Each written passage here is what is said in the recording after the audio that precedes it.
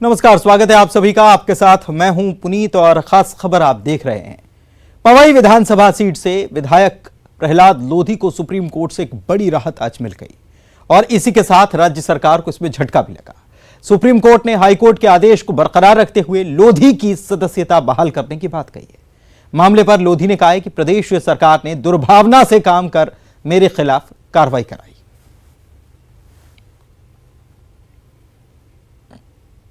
पवई से विधायक प्रहलाद लोधी मेरे साथ हैं। सर, आज आपको राहत मिली सुप्रीम कोर्ट से, आपके लिए न्याय हुआ?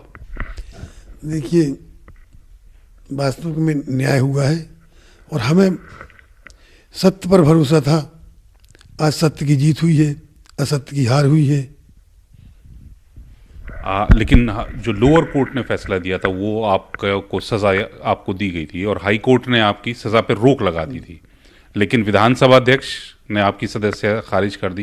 तो क्या ये लगता है कि विधानसभा की अध्यक्ष की जो कार्रवाई थी वो एक तरफा थी या वो पार्टी की राजनीति कर रहे थे, जैसे आपके बड़े नेता कह रहे हैं? हाँ, जब हमें लोअर कोर्ट ने सजा दी तो तुरंत ही जमानत दे दी थी, तो 12 दिसंबर तक का मौका दिया था। ऐसी स्थिति में अध्यक्ष जी को ये निर्णय नहीं लेना चाहिए। उनकी ये तानाशाही थी, दोषभावना पूर्ण थी। और फिर इसके बाद भी हमें हाई कोर्ट ने स्टे दे दिया तो उसको भी उनने नहीं माना। हाई कोर्ट की भी उनने तौहीन की है।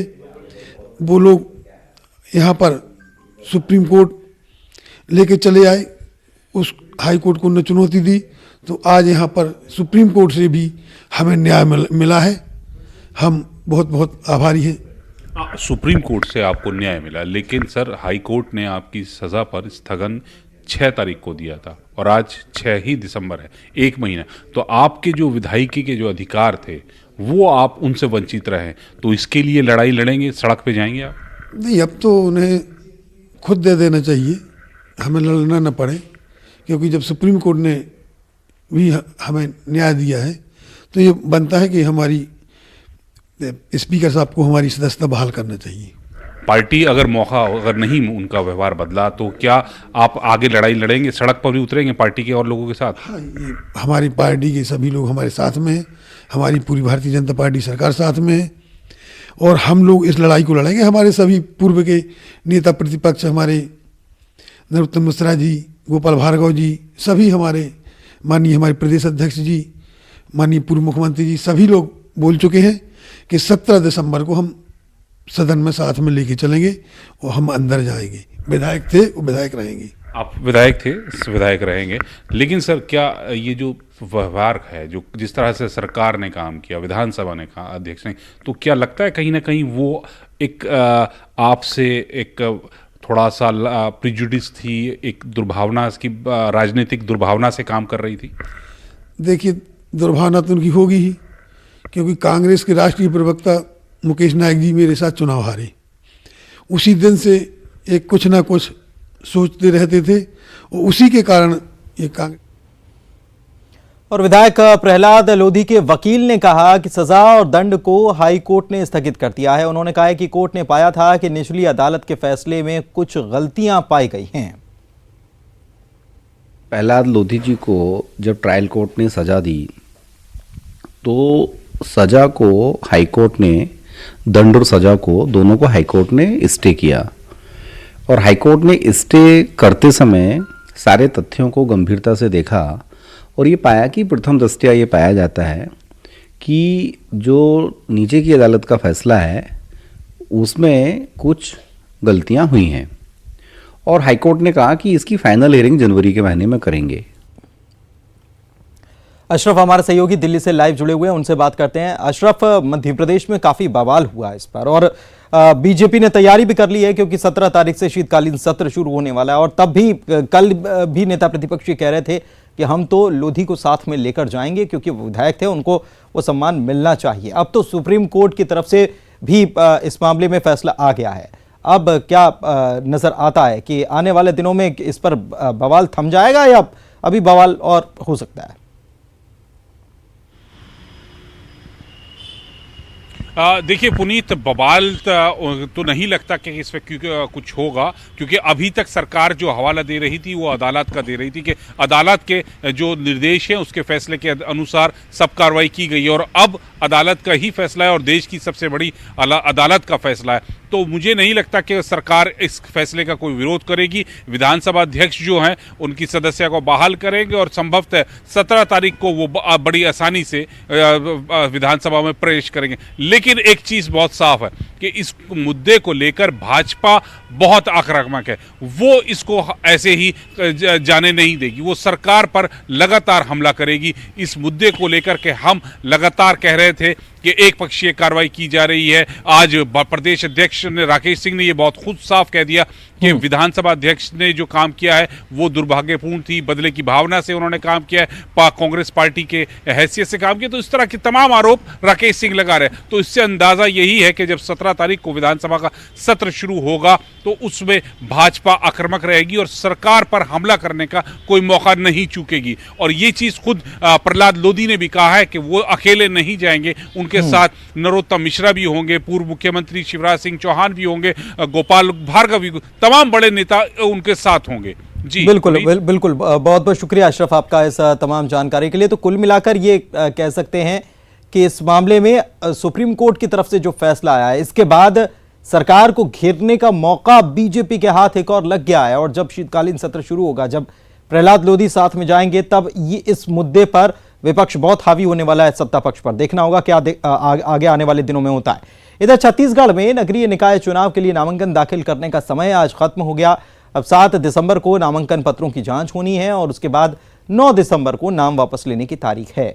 151 निकायों के 2840 वार्डों के लिए 21 दिसंबर को मतदान होना है।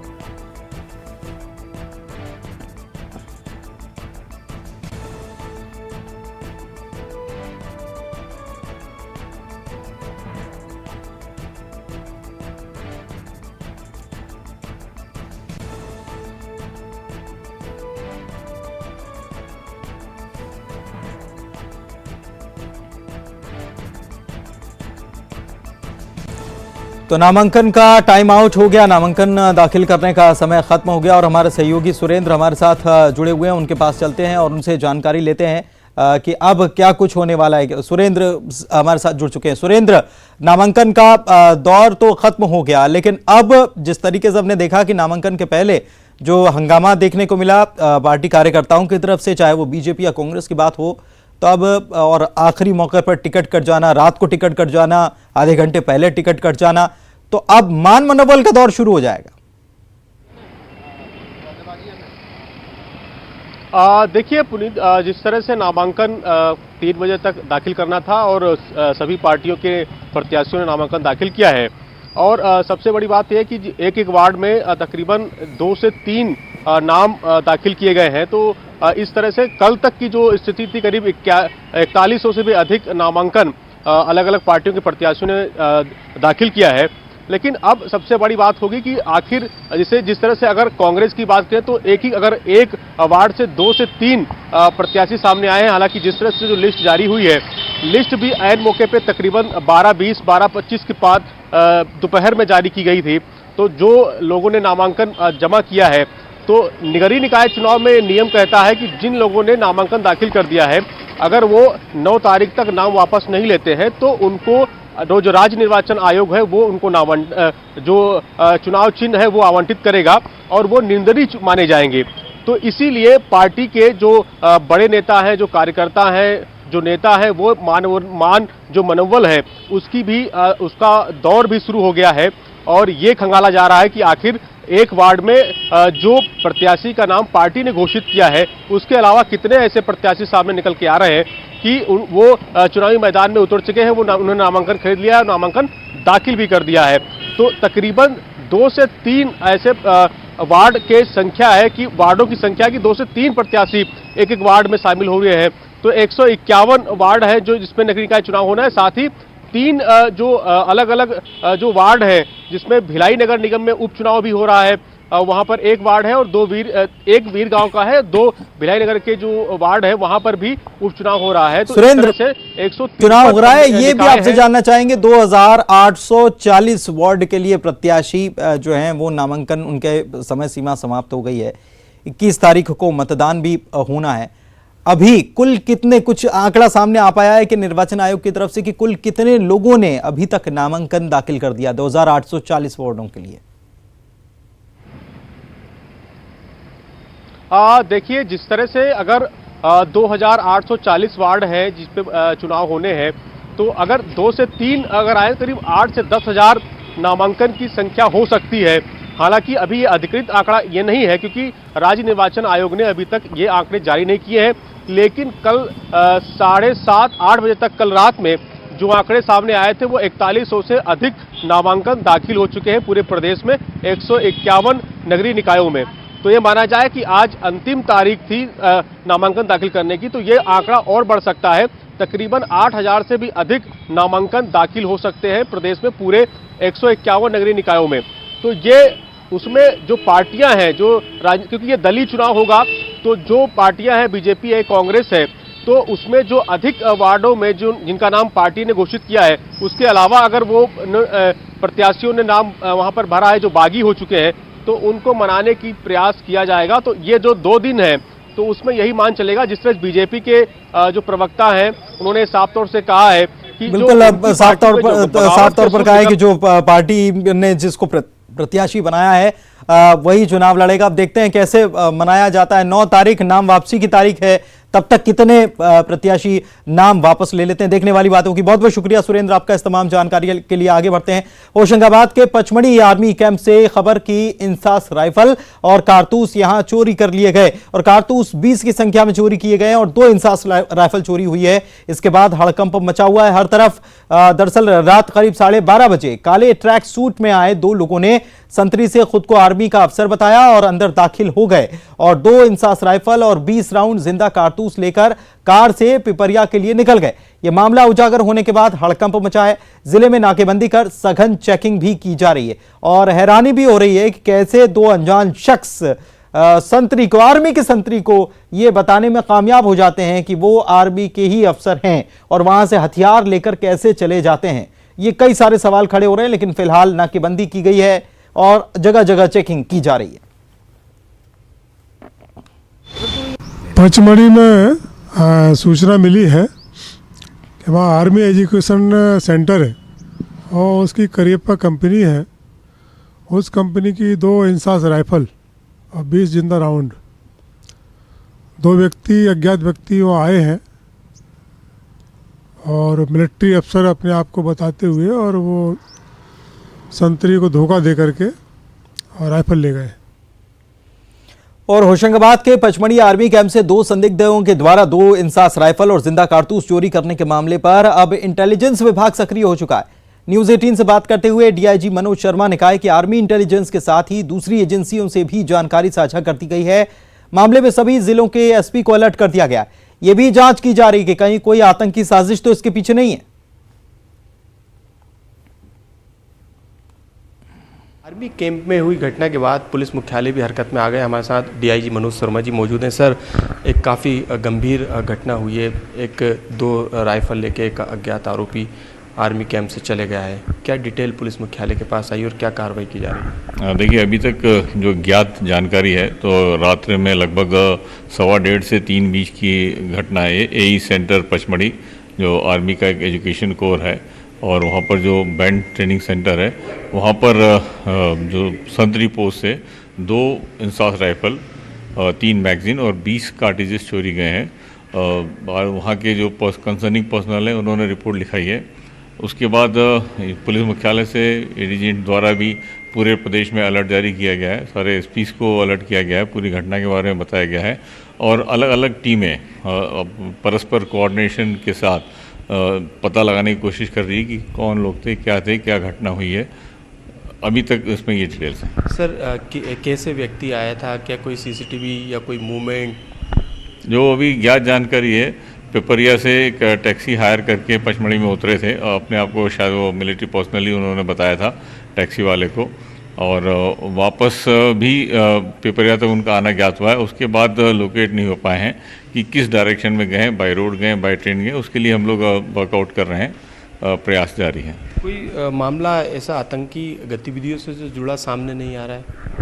देखिए, किसी भी तरह की कोई संभावना को रूल आउट नहीं किया जा सकता है। सारे पहलुओं पर विचार करते हुए हम लोग अपना इन्वेस्टिगेशन कर रहे हैं। जल्द ही इस पूरे मामले में कई ऐसे अहम सुराग हाथ पुलिस के लगे भी हैं, इंटेलिजेंस के लगे भी हैं, और उसी सुराग के आधार पर पुलिस अपनी आगे की कार्रवाई कर रही है।